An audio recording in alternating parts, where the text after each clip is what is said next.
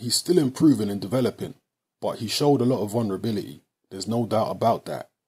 The guy's very one-dimensional. He's a little robotic. He doesn't have a great variety of punch selection, not a lot of head and hand movement. There's a lot of things that Joseph Parker does skill-wise much better than Anthony Joshua.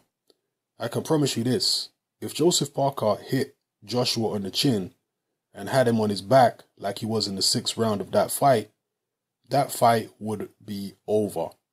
There would be no rounds 7 till 11. The most important thing this weekend is that we get a win. Let's remember, Joe got a lot of very nice knockouts. When you go out there and you try hard to be sensational and to get a great knockout, that's when your performance suffers.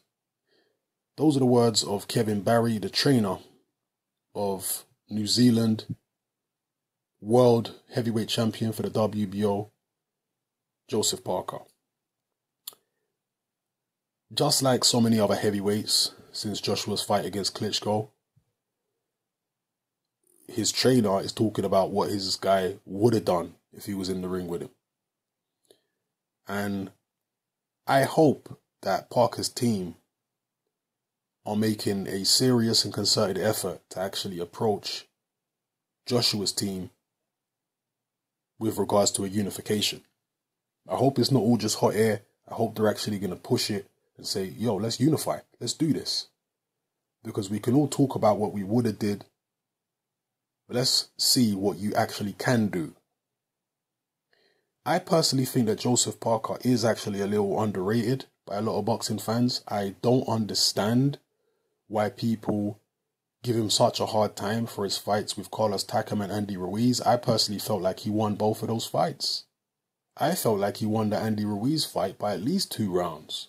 I really don't get where people are coming from when they say that he got a gift. Even people in his own country saying he got a gift. I don't know what they were looking at, to be honest with you. I watched the fight. I believe it was the Sky commentary that I watched it with. Was it Sky or Box Nation? Can't remember now. But either way, it was a UK commentary team working on the particular broadcast that I saw. And yeah, I looked at the fight and I saw Joseph Parker as the ring general. I saw Andy Ruiz as throwing very few punches, landing very few punches. He's got fast hands, yeah, but he just wasn't doing enough for my liking. And I thought Joseph Parker was throwing more and landing more overall.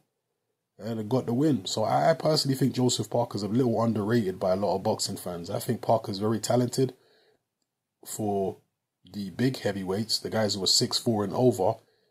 I think I think Parker has got the fastest hands by a long way. He's been 12 rounds a few times now. He's been in tough fights. He's never been down, but he's been in tough situations.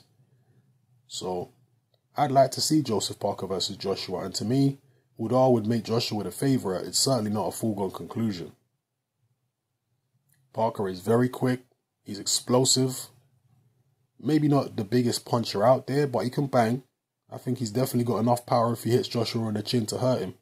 Particularly with the speed that Joseph Parker has. Speed of hand. And he's got a very good jab as well, Joseph Parker. So I personally think the Parker-Joshua fight would be highly competitive and very exciting.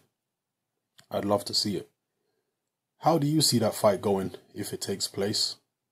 Who would you pick as the winner? What strategy should both guys employ to beat the other guy? Let me know in the comment section. It's happening. I'm out.